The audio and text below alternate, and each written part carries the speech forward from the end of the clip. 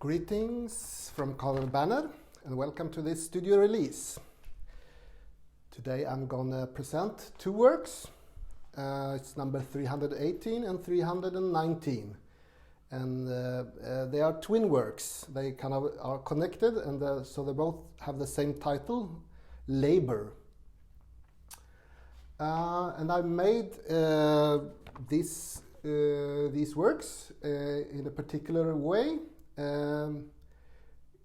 Through a very specific process, and I did it by placing these two panels on the floor with wet filler, some meters apart, and then I used 3 buckets of filler, the same buckets as was on the panels, like this one.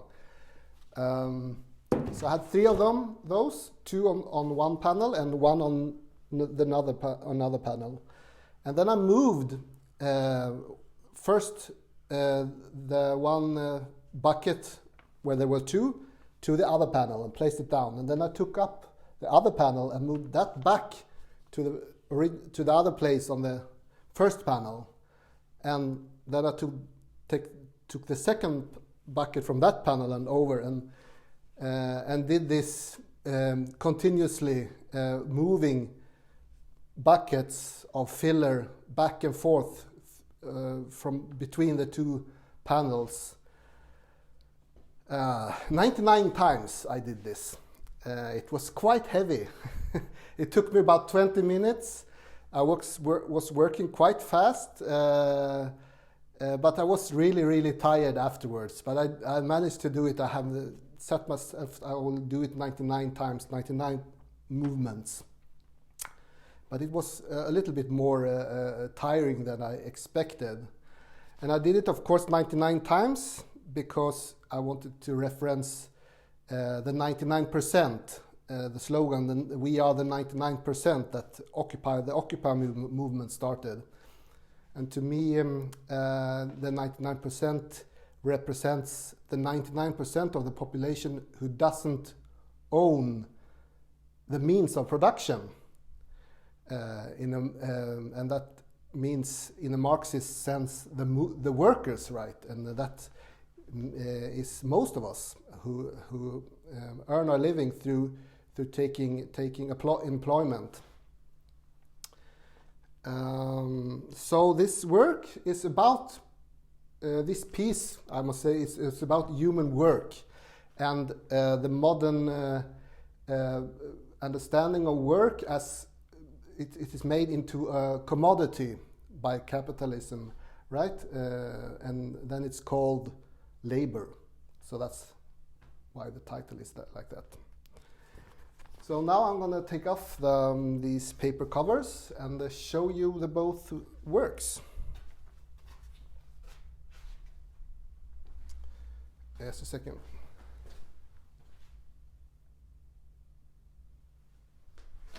Just checking that this is functioning. I hope it does. It doesn't show up on the computer. We will see.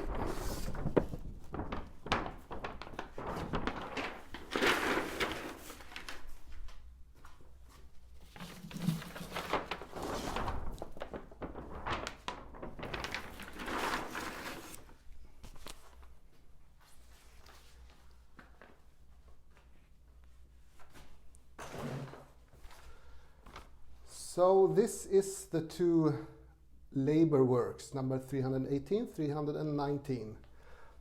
And when I will exhibit these 2 works in a gallery, I probably will not install them like this, beside each other. Probably I will install them on 2 different walls, maybe even 2 different rooms.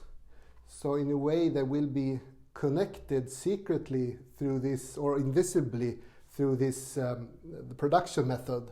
The concept behind it will create kind of an invisible link between these 2 works, and I kind of could connect different parts of the exhibition using this.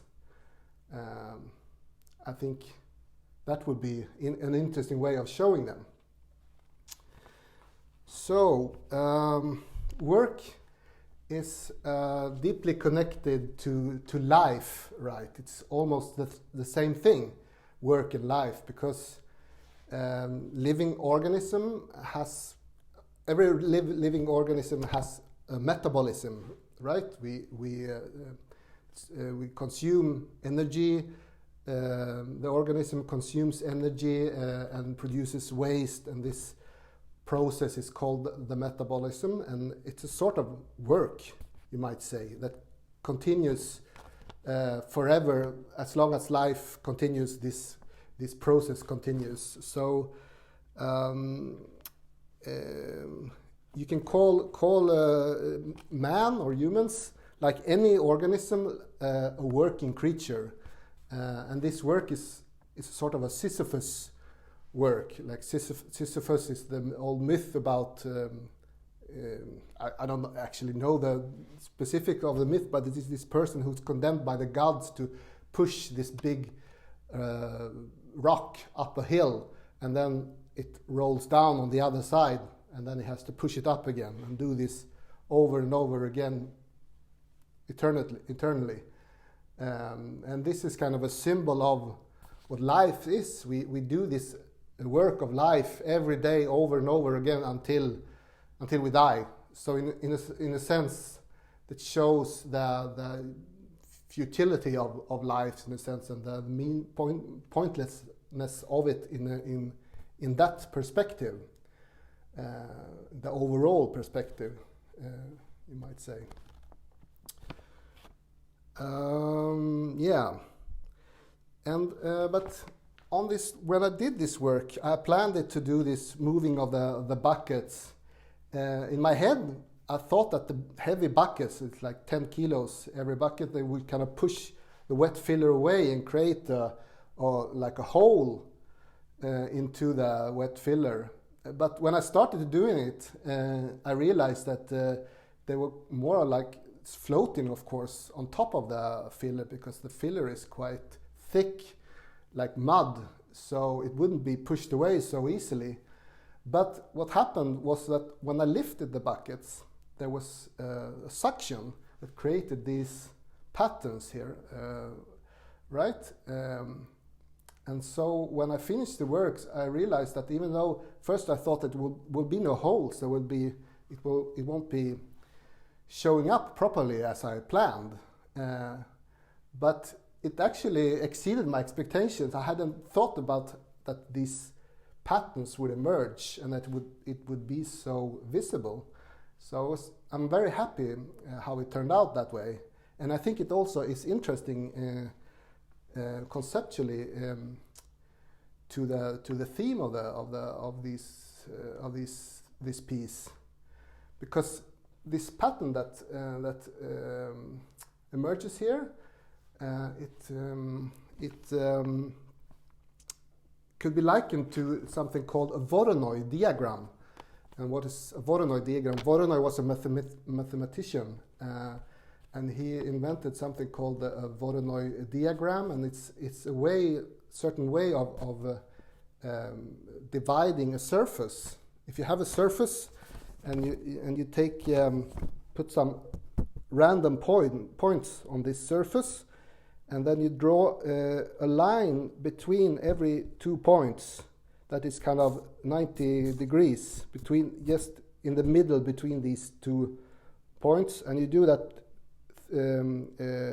between every point you have on the surface, and when they meet, these lines meet, you kind of stop them, and then it will create kind of a crystallic pattern of intersecting and dividing the surface, and this pattern is called the Voronoi diagram.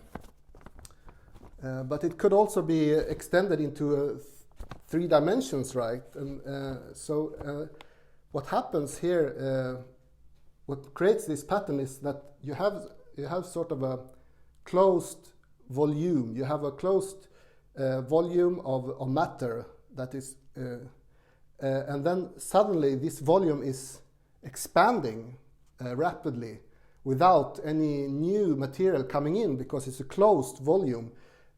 This filler underneath the bucket is thick, so air can't easily come into it. And when I lift the bucket up, this volume of filler underneath is rapidly expanding, in a sense, and then it creates kind of small holes or voids of vacuum inside of it,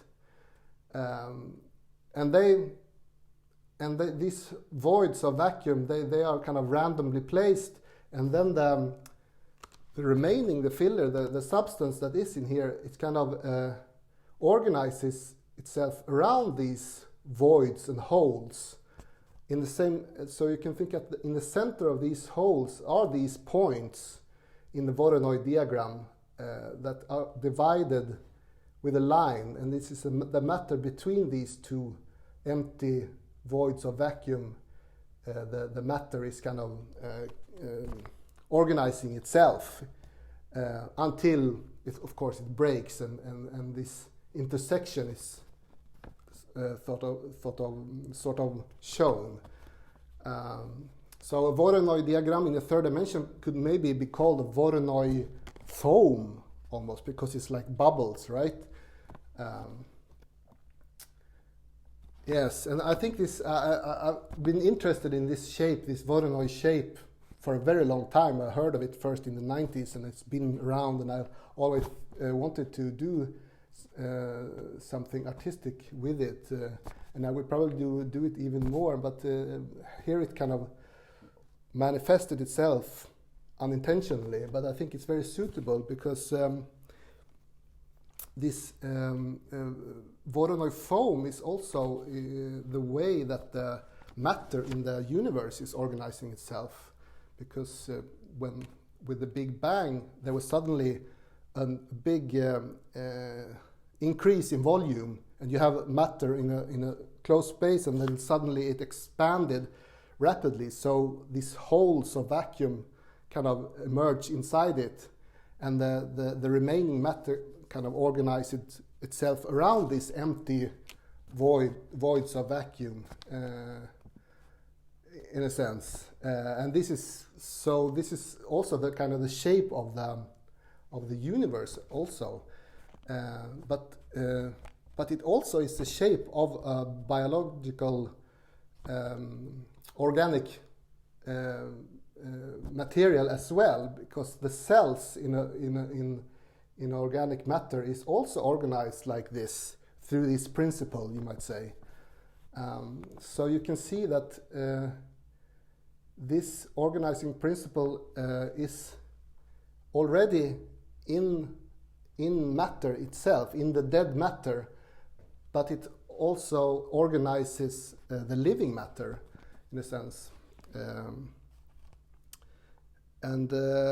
Yeah, so I feel like that this is interesting, and it shows that many people think that life it's a kind of a miracle that life emerges out of dead matter, but I think it's quite the opposite, that with a certain environment and a long period of time, it would be like impossible if it didn't occur. That would be a miracle, probably. I think it's already kind of inscribed in the matter in itself. Within certain circumstances, organic life will emerge, and then it's only a matter of time till we stand here as human beings with a mind of our own. So yeah, so work, in a sense, if you think of work as what organisms do is work, it's kind of a sort of maintenance of life. That is what work is, and it's also, I feel, what we as human beings do. That's why we work. We maintain life through work, right? We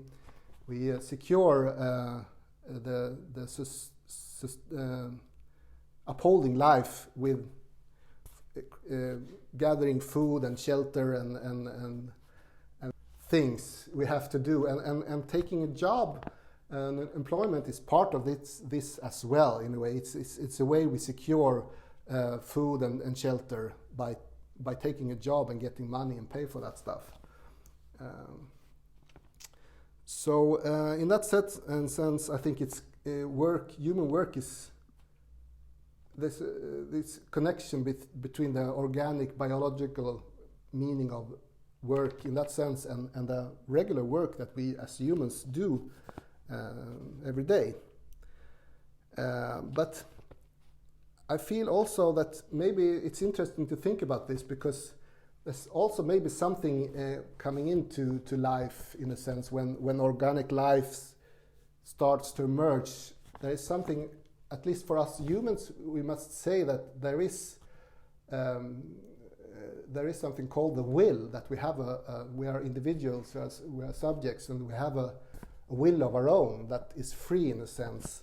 And I think that's the beginning of this is already in the starting point of organic life. There is something, a will to live in a sense, because of course the what you might call them, maybe the mathematical understanding of life would be this system that kind of reproducing itself almost autonomously, like automatic. It kind of, you have start a process and it just goes on and goes on. And in a sense, life is autonomously in that sense. You have all these, I've seen like closed biological systems inside of a closed bottle that kind of, and you have a plant in there, and then you have sunlight, but it's kind of just goes on and on in there, and it grows, and then the leaves falls down inside the bottle, and it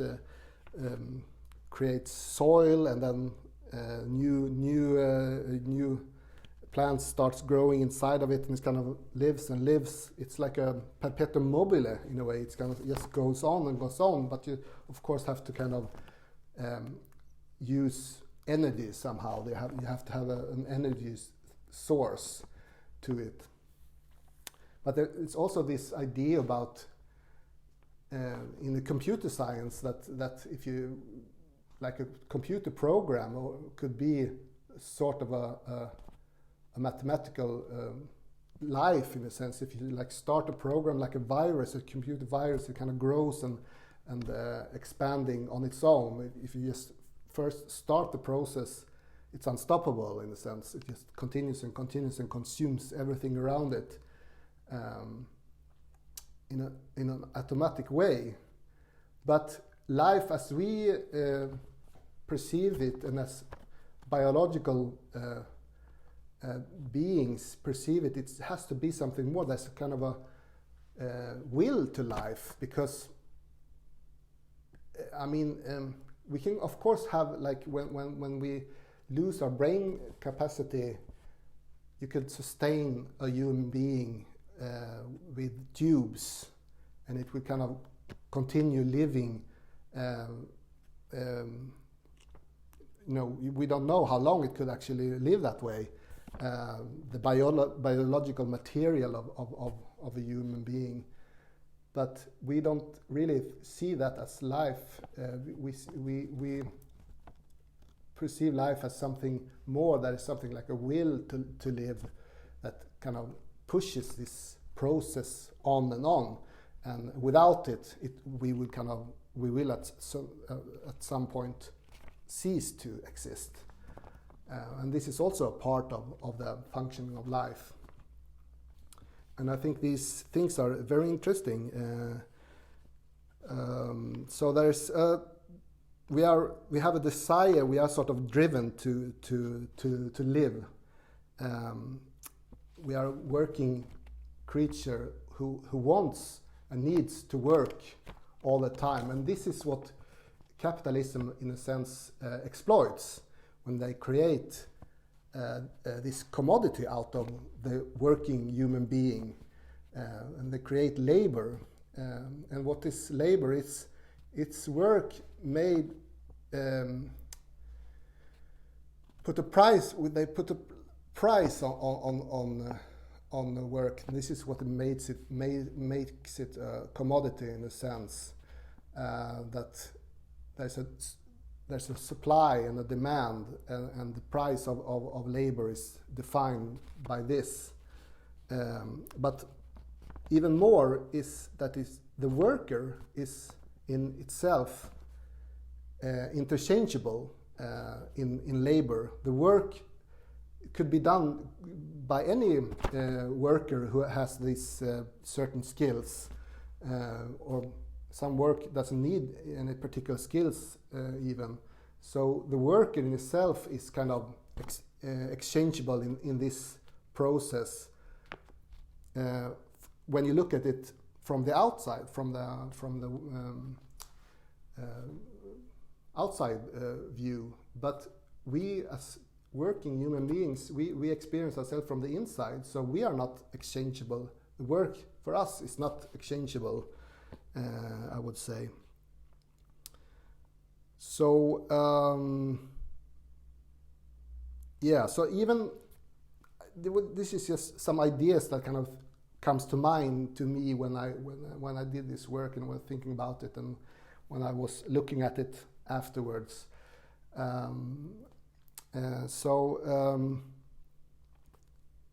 Yeah, maybe we have to have like the commodity of labor in a modern society, because it's kind of practical. We can't like any work done in a society couldn't be like personalized in that sense.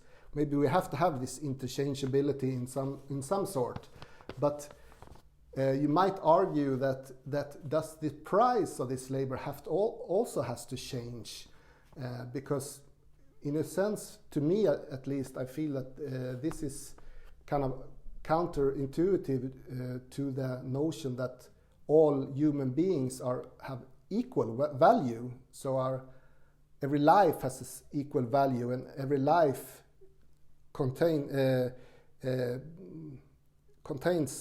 the time that we spend. So the time we spend working to every person has the same value to us, and that in that sense maybe labor also should be priced differently, not as it is now, but maybe we should have like a universal price on labor. And I have of course thought more about this in my other project that I call Commensalism. So you can check that out on this website that I have put up.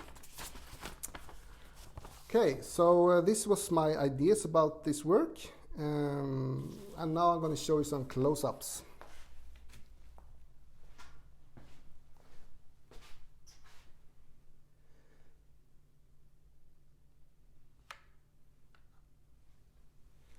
So I'll show you the works from the side here. You can see that the frame is about 5 centimeters thick. And I go in closer here, you will be able to see all the cracks and the irregularities on the surface. But the surface is sanded off and quite smooth, but there are still a lot of things going on here. And I will show you the other work over here.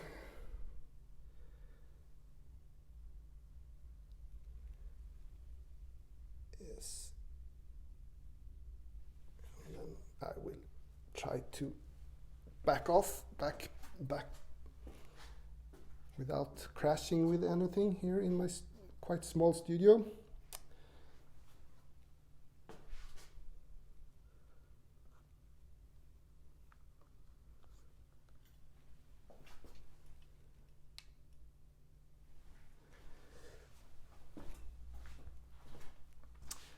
So this was number 318 and 319, labor. and I will post them on my website soon. So you will probably be able to see it tomorrow, and there you can also watch a video of me doing this work, how I did it. It's also available on my Facebook page. I hope you enjoyed this broadcast, and see you next time. Goodbye.